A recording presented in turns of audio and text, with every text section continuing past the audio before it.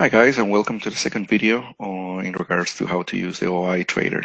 Okay, on the first video I showed you a little bit how to install Oeye-trader and how to make sure that the indicators are working as expected and Oeye-trader, the indicator, is also running correctly. So if you have any issues, just go back to the first video and see if you can solve that problem.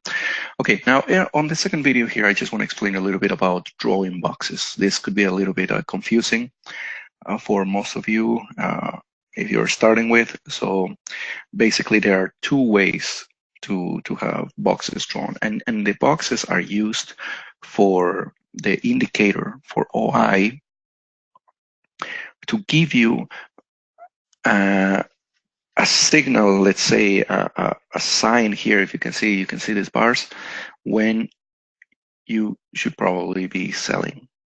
Okay, when there is some action, and the thicker the bar it is, the more certain that you're seeing that in this case there's going to be a downtrend. Okay, and it's going to be a good time to sell, so be careful. Yeah, in this case not so much, but still you can see it goes down. Okay, so to explain you a little bit, or if you don't know so much about boxes, to give you an idea what the colors mean and all that. So here, as you can see, blue indicates peaks and red indicates valleys. So in this case, as I'm showing you here right now, a little bit here, it sort of indicated that this was a hill, this was the top. So if you're doing sales, then this is a good time to open sales. And here, the same thing with the valley, then it's a good time to open buys. All right. And now the question one always asks is, okay, how do I do this? How do I create these boxes? Again, there are two ways to do this. You can have it automatically done for you. You don't have to really draw these boxes.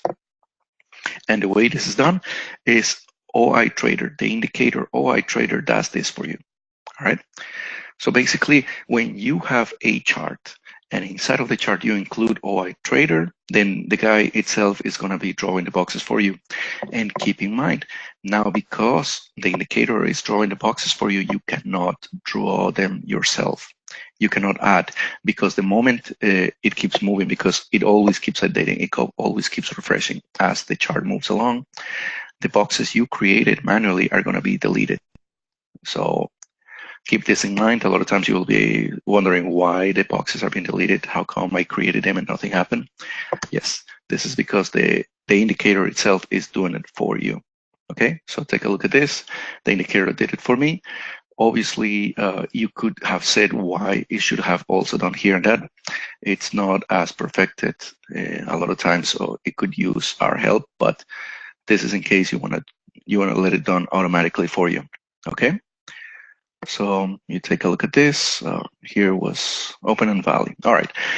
The second way to do this, the second way you can do this again is, let's start, you can do it manually. By doing manually means you only add the indicator, you do not add, the indicator, but you do not add the expert advisor.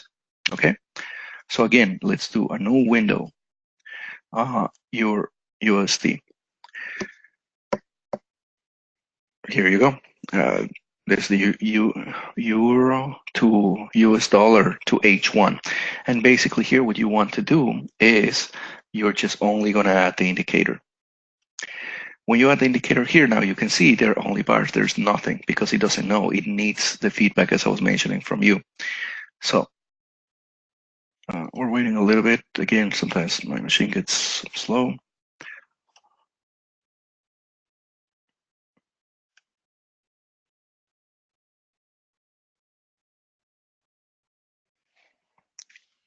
Yeah, this is also another situation that you're going to encounter a lot, that the machine cannot logs because it's very processor intensive. So basically, what is happening here, and at least I believe this is the problem, is the expert. No, it's OI. OI. If you take a look at the property of the OI indicator, which I do here on the indicators window.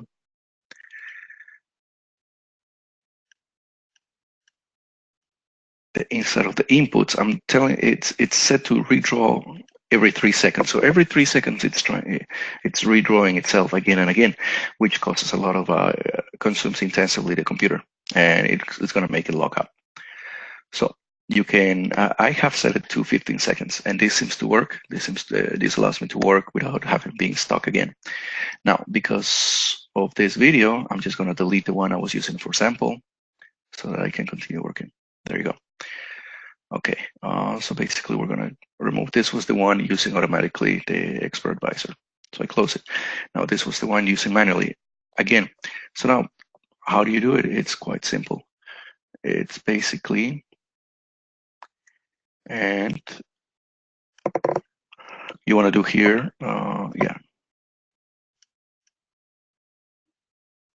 No, okay, good that we are doing this together.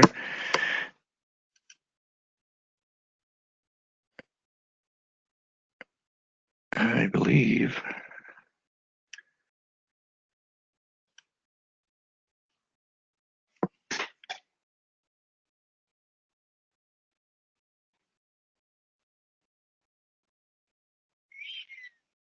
It has to be in tools.